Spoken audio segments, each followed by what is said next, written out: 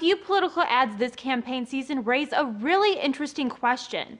Why does birth control require a prescription in the U.S.? I believe the pill ought to be available over the counter, round the clock, without a prescription. There are politics to the debate, to be sure, but we are more curious about the underlying question. As it turns out, worldwide, the U.S. is in a minority in requiring a prescription to get the pill. Only about a third of the world's countries limit access, including Canada, Australia, and Japan.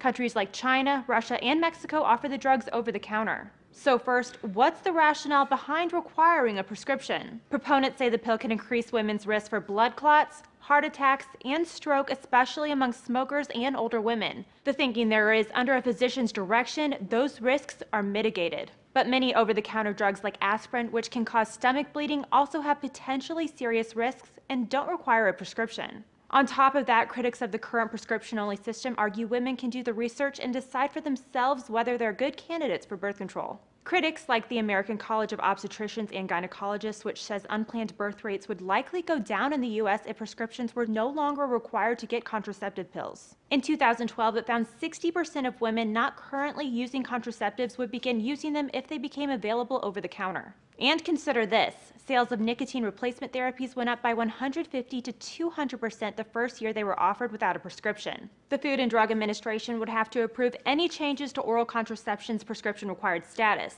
There aren't any plans to do that yet, but as we mentioned earlier, there are a couple of Republican candidates for Senate that are calling for that to happen. Cynics will say that's a move to skirt Obamacare requirements that insurance companies completely cover the cost of birth control. Or as two health affairs writers put it, replace one barrier, ease of access, with another, cost. And that's why proponents of change in general say in order to really improve access to oral contraceptives, both have to happen: over-the-counter status as well as preserving the requirement of insurance companies to cover the cost. For Newsy, I'm Madison Burke.